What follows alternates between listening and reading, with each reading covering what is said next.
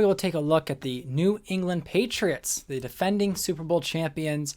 As you can see, we have Tom Brady, X Factor, 95 overall, there after winning his second Super Bowl. They do have Drew Stanton, who used to be the Saints quarterback, as their backup. He's in his second year as a backup here in New England.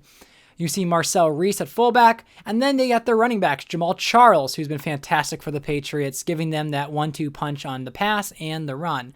Ahmad Bradshaw is a 75 overall star. He is definitely a very good role player running back, and I think it's like Selvin Young or something like that. Then you see on the wide receivers, they still have Randy Moss, who is getting a little bit older, but he's still incredibly reliable. He has been declining a little bit. He's been in the 90s. Now he's in 85. But last year, I had that fan poll or the Discord poll to see where I should trade the Arizona Cardinals' Andre Johnson. And everyone said, New England, give him to the Patriots. So apparently, everyone else was okay with stacking the Patriots, and so I did. But I did give up a first and third round pick for Andre Johnson. So it wasn't like I gave him up easily.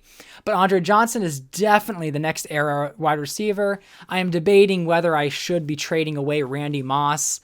One, to free up cap space. Two, so that to allow Andre Johnson to take on that starting star role. Because they do have Josh Morgan, who's a 72 overall, and they have Brandon Tate, who's a 72 overall. Johnny Knox and Trannon are just kind of role players. They're bench players. But Morgan and Tate have been very consistent, very solid receivers for the Patriots. But of course, they pale in comparison to Randy Moss and Andre Johnson. But both of these two players really give a solid offensive attack for the Patriots. Then you look at their O-line, probably one of the most consistent, solid offensive lines. As you can see, Jason Peters, the left tackle, David Deal at left guard, both 86, 85. You have Damian Woody, who is getting older, so they're probably going to have to look for a center at some point. They have Marshall Yanda and Sebastian Vollmer on the right side. So Vollmer being the weak link shows just how strong their offensive line is. They did trade Matt Light to the Bengals, who is also more depth for this offensive line. They did draft Austin Howard in the 5th round, and I didn't realize Austin Howard was a special dev, so we'll see what he turns out to be. And he is that 68 overall backup tackle. As for tight ends, they have Leonard Pope, who's at 6'8". They have Kevin Boss, and Pope has been very good for them. I mean, Pope was, let's see, when did I get Pope? Who is the second round pick, 29th overall in 2006. And so Pope has been very good for them, even though his overall isn't fantastic. Technically, actually, he's really improved over the years. I mean, I think he was a normal dev. Now he's a star dev because he has played so well for New England. But this is an offense that when I have to get it going, they get it going. Very difficult team, very powerful team to utilize. Now we'll look at their defense. So we have Kevin Vickerson, Moore, and then I believe that's Cam Thomas, the 5th round pick, 32nd overall at DT. They did draft Jerry Hughes with the 2nd round pick. Again, they gave away their 1st round pick, so they have the 32nd pick in the 2nd round. They got Jerry Hughes, and they also got Everson Griffin in the 5th round with the 5th overall pick.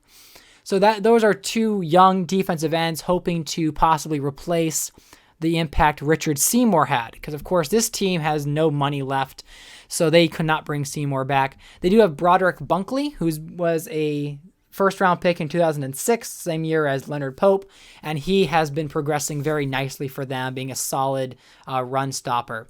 Then we get to their linebackers. We see Thomas Davis Sr. He was a 1st round pick in 2005. They have Carlos Dansby, who was a 1st round pick in 2004. So they're not very good for them. And then they also have Henderson, E.J. Henderson, middle linebacker, who was in the second round pick in 2003. Witherspoon, I'm trying to remember when I brought him on, but he just fills in that role as the middle linebacker 2 for them. You see their defensive backs. So they have Champ Bailey and Patrick Surtain. Surtain was signed this past offseason. He was the one free agent they really signed, where they actually had, like, I traded away Matt Light, which freed up about $6 to $8 million. That was enough to bring him in. They used to have Andre Woolfolk, who was not a highly overall normal dev cornerback in 2003, but Woolfolk became a very reliable cornerback. But they had Ty Law, and they signed Champ Bailey in one of the biggest off seasons of any team back around 2004, 2005. And so Bailey has been with them longer than Law, because they traded Law away to the Carolina Panthers to allow Woolfolk to get that second cornerback tier. But then there's Corey Graham, Langster, but Patrick Surtain gives them another 81 or 80 plus overall cornerback. For their rest of their DBs, we see Nick Collins, 87 superstar dev, one of the best picks I had made with them, because he was a second-round pick, 28th overall in 2005. So he's been fantastic for them, along with Williams. I know Williams, I'm trying to remember when I acquired him, but however you slice it, 74 overall, strong safety.